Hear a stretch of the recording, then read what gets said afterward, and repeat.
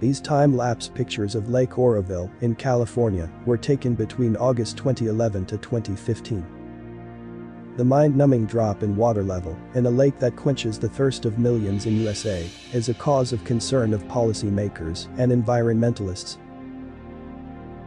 Water scarcity around the world is staring into our eyes.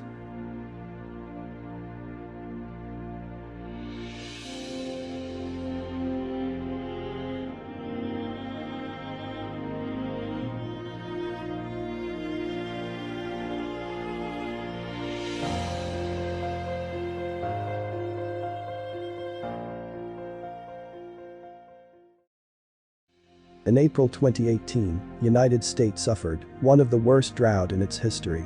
Huffington Post reported that global warming, worsening droughts, vanishing groundwater, and growing population will make USA vulnerable to water shortage in 21st century. In 1990, Cape Times, the South African leading daily, brought out a report warning about looming water crises over Cape Town. It said that the city will run dry in 17 years. The report was slight off the mark. It actually took 27 years for the warning to fructify. The situation is so grim in Cape Town that wasting water is a criminal offense. At this point, the chance of reaching day zero is now very likely. We can no longer ask people to stop wasting water. We now have to force them.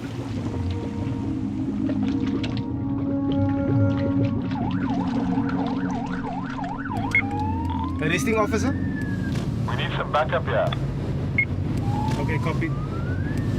We have level 6B water restrictions where you are not allowed to use the municipal drinking water for anything else except drinking. You cannot wash your car, you cannot water your garden. Be 2 minutes away from some illegal car washes. You can drive behind the quantum. We don't want to alert them.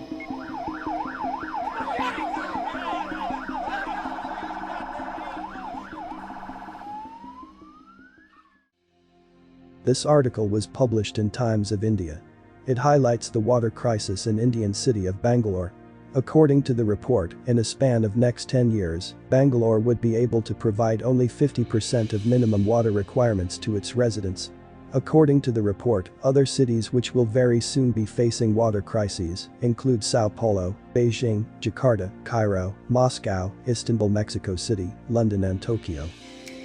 Water scarcity is across all terrains. It is no more a desert phenomenon. It can be experienced in Himalayas too, where it snows and rains more than in plains. In 2018, Shimla, the most popular tourist mountain destination in India, had to put curbs on tourist visits during peak summer season. The water situation was so grim that Financial Express called it India's Cape Town.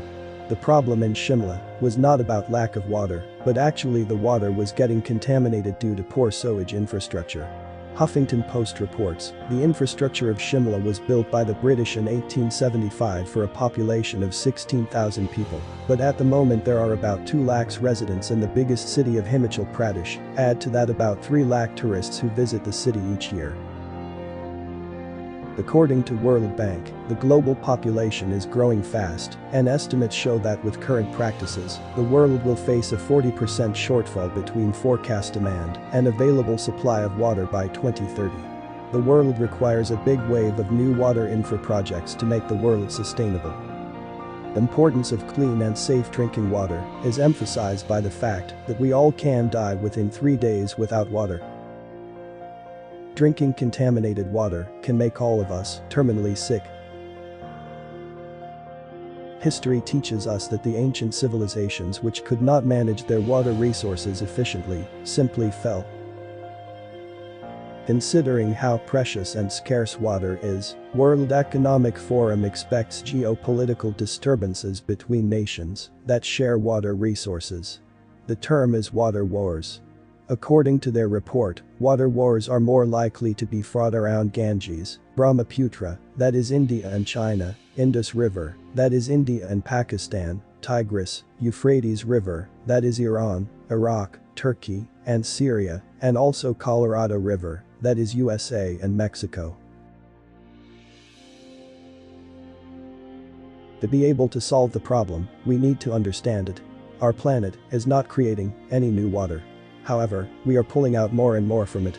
In comparison to year 1900, we are pulling out 9 times more water every year around the world.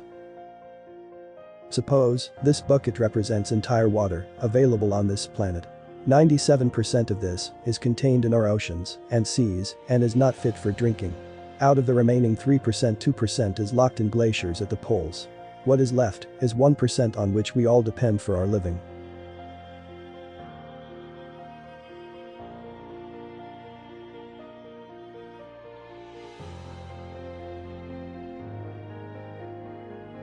In every household, we consume water for bathing and hygiene, to wash our laundry, and then for addressing nature call.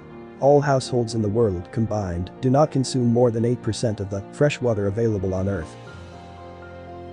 In comparison, industry consumes 3 times more water. Industry accounts for 22% of total fresh water that we extract from Mother Earth. The biggest guzzler of water remains agriculture. It accounts for the remaining 70% of all fresh water that is available to us. This includes farming, dairy, poultry, and meat. Let's us now understand how much water is consumed indirectly by us when we consume ordinary stuff. This is a bottle of Coke and it carries 1.5 liters of liquid in it. But do you know that it consumes total of 105 liters in the process of its manufacturing? Next, we have a glass of beer. This glass would have easily consumed 70 liters of water. Here comes your favorite morning cup of coffee. This consumes 130 liters. And this is your cotton t-shirt. This consumes a massive 2,500 liters in its process of production. But wait, you have to see how much water your favorite hamburger consumes. It is 15,000 liters of water. Now you must be wondering, if a burger consumes so much water, how you can buy it for just ₹50 at your favorite restaurant.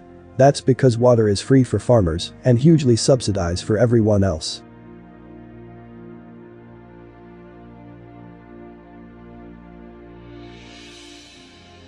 The world is facing 3 challenges. Firstly, in the race for higher GDP and higher stock markets, consumption of all such items will not come down. Second, no one, especially farming community, wants to pay for water. It is highly uneconomical. And last, if the water becomes payable for farmers, it will cause runaway food inflation.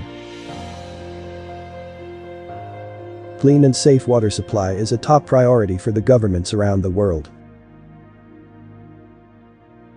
The global budget on water resource management has gone up by 30% in comparison to 2015.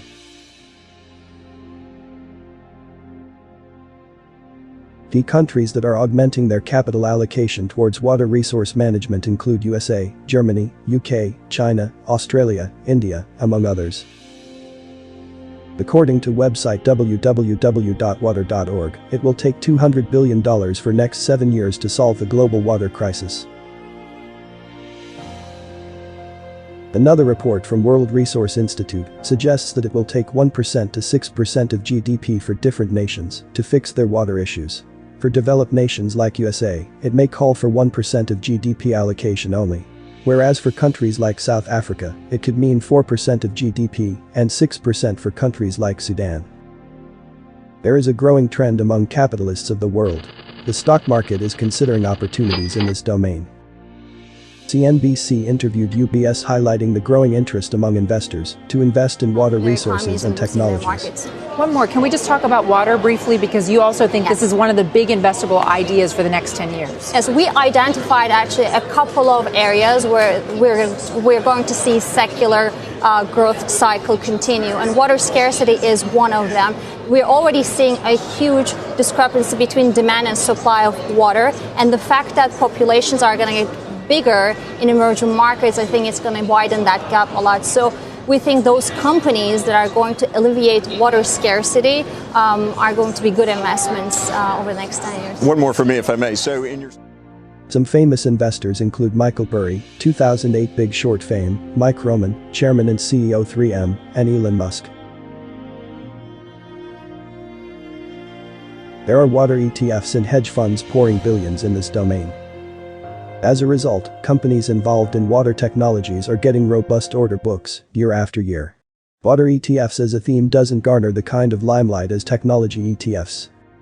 However, the investors are amply rewarded for taking exposure in water stocks. iShares Global Water ETF, that invests in global stocks, which are helping to solve the water crises, has delivered a handsome 92.54% appreciation over last 5 years. Another fund, by the name of First Trust Water ETF, has done even better.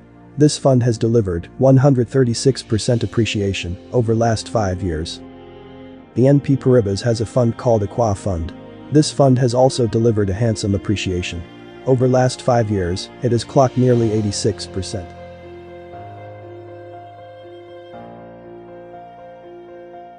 It is true that water is life. It is also true that water is the most wasted and ignored commodity that we draw from Mother Earth. If we do not save it now, it will be too late. Capital markets are well placed to solve the water crises. Investing in water stocks is projected to be a megatrend for this decade.